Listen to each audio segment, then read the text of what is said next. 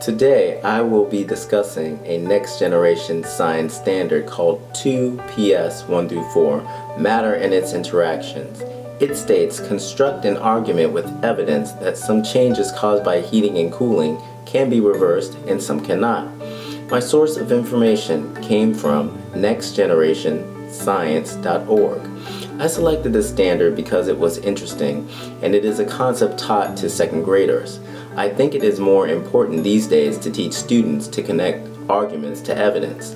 There are so many examples of prominent figures making claims without evidence. The verb construct in this standard identifies the activity they will have to complete. They will have to construct an argument. The parameters are that the student's argument should be supported with evidence, and they will be able to identify permanent and temporary changes caused by heating and cooling. I will be comparing this standard to two ELA Common Core standards.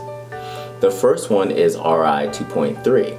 It states, describe connections between a series of historical events, scientific ideas or concepts, and technical procedures in text. The second ELA Common Core standard I will compare is RI 2.8. It states, describe how reasons support specific points.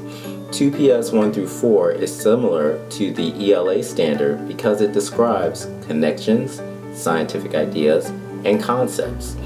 2PS 1 through 4 connects RI 2.8 because students are tasked with constructing an argument which supports their point about heating and cooling. The big ideas are to make an argument supported with evidence. These are skills everyone uses and students will continue to utilize through their lifetime. Students will utilize science concepts to develop the skill of developing an argument with evidence. Students will also learn about chemical reactions which can have temporary or permanent effects on matter. Activities. One will be watch Bill Nye, the Science Guy, about changes, an episode about changes to matter. Watching the video is a way for students to experience changes to matter in real time. Attempting to complete similar experiments in class would not be possible during the allotted instruction time. After the video, we will discuss how cooling and heating can be reversed in some situations and non-reversible in others. Number 2, I will have students pair up in groups and they will complete a worksheet together to determine permanent versus temporary changes to matter. They will also have to provide evidence as to why it is a permanent or temporary change.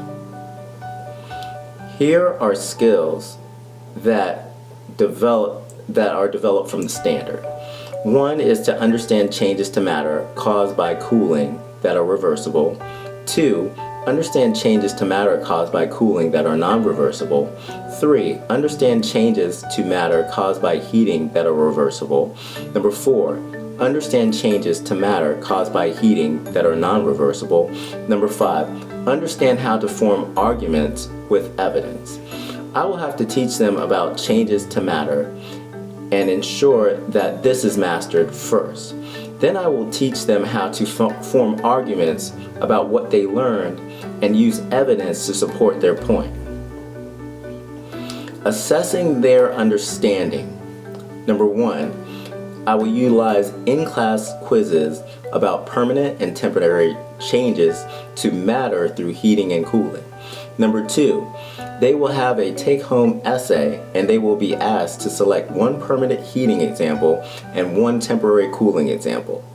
They will write an argument as to why the changes are permanent or temporary and support their argument with evidence. Summary. My second grade class will understand permanent and temporary changes to matter. They will be able to construct arguments about these topics because they understand them. As a result, they will be able to utilize evidence to prove their theory. I will develop their understanding through group work, videos, and discussions. I will go over the steps of the scientific method so they understand how to make scientific arguments. The lesson will also identify real-life applications about how to present arguments with evidence and how they're used in real life.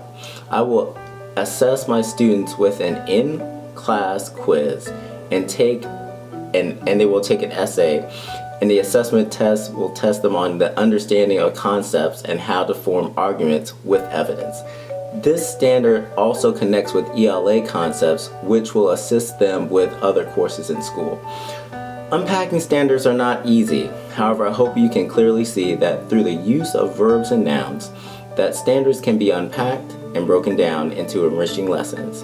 I appreciate your time, and I can be reached for further collaboration via email. Andre Barnes at teach-now